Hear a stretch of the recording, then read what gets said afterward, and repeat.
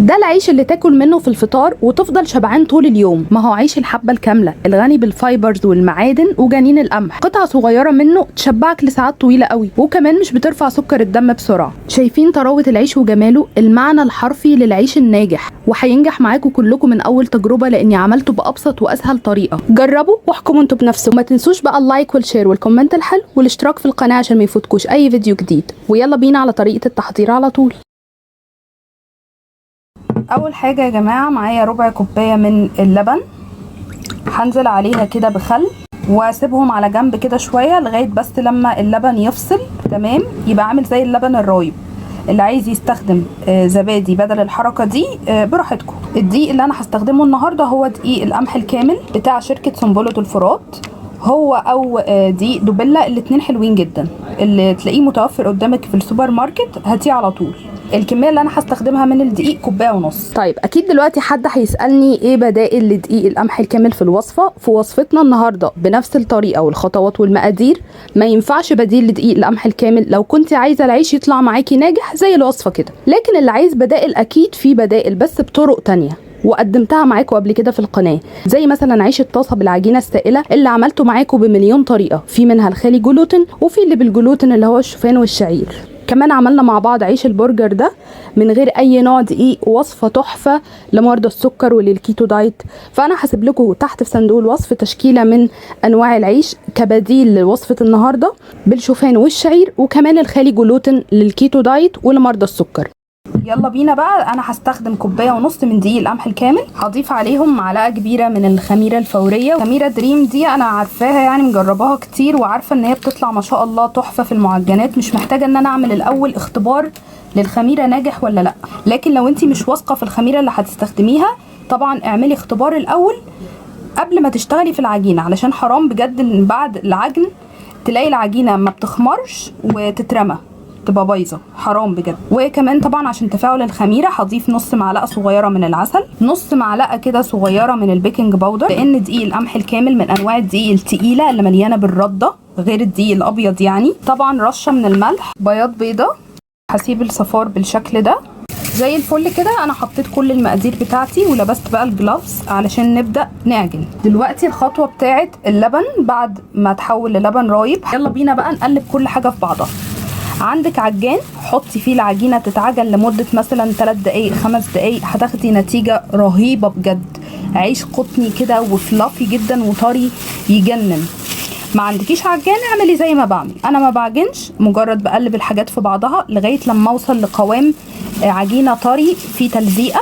هنزل كده بالميه للعجن تدريجي. عايزه تعجني العجينه كلها باللبن ينفع، عايزه تعجنيها كلها بلبن رايب تحفه، وطبعا زبادي تبقى خطيره.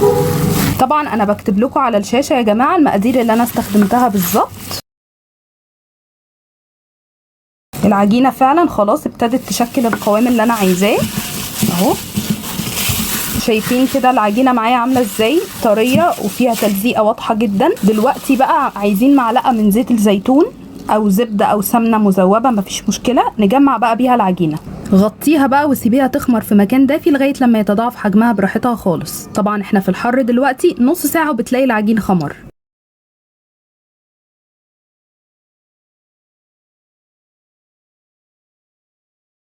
شايفين ما شاء الله العجينه خمرت ازاي يا جماعه، نص ساعه وكانت بالشكل ده. بسم الله ما شاء الله، مليانه بفراغات الهواء. ننزل الهواء ده كله بقى. شايفين ملزقه ازاي؟ هو انا عايزاها كده عشان ناخد نتيجه حلوه.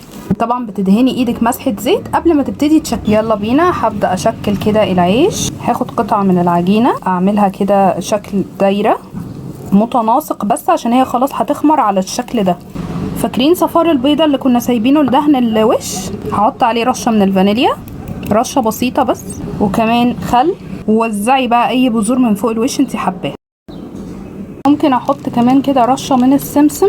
وبتسيبي بقى العيش بتاعك يبتدي يخمر للمره التانية لمده مثلا 10 دقايق. طبعا شايفين حجم كل رغيف ازاي تضاعف يا جماعه، وما شاء الله الحجم كبير ازاي. يعني ممكن كان بدل 4 ترغيفه اللي انا عملتها تتعمل 5 مثلا او 6 صغيرين ميني يعني. فالتشكيل ده بتاعكم انتوا وبراحتكم تطلعوا منه الكميه اللي انتوا عايزينها. كده خلاص هو جاهز بقى للتسويه. هدخله الفرن زيه زي اي عيش او اي معجنات بتدخل على فرن يبقى سخن يعني. فهدخلها على الفرن السخن بقى على درجه حراره وسط. ده معايا بيكون شكل العيش. قعد معايا في التسويه بالكتير ربع ساعه. طبعا لما بياخد لون ذهبي من تحت كده تطفي الفرن على طول وتفتحي الشوايه لغايه لما ياخد لون ذهبي من فوق الوش. وانتوا مش متخيلين هو طري ازاي، بسم الله ما شاء الله، تحفه. تعالوا كده نفتح رغيف مع بعض.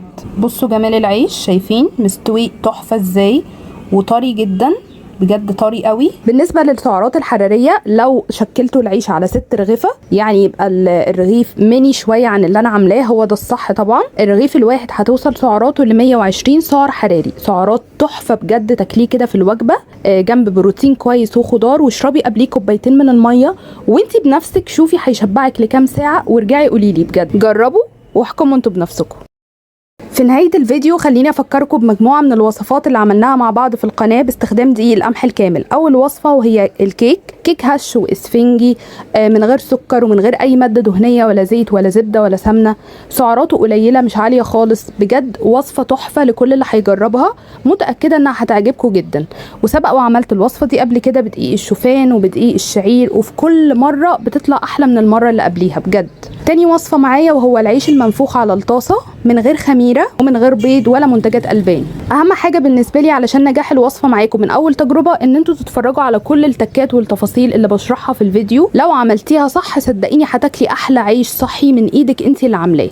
واخيرا معايا وصفه عيش الريف بالقمح الكامل، خطير بجد تحفه. هنا بقى الوصفه من غير خميره ولا بيكنج باودر ولا بيض، هما تقريبا مكونين 2 وبس، وبيطلع العيش طري ولذيذ جدا. تعملي منه كميه كمان وتشيليها في الفريزر، تطلعي على التسخين والاكل على طول. كل الوصفات دي هسيب لكم اللينك بتاعها تحت في صندوق الوصف. لو مش بتعرفي بس توصلي له قولي لي عايزه انهي وصفه بالظبط وهبعتها لك لغايه عندك في اللينك، تدخلي وتتفرجي على الوصفه على طول.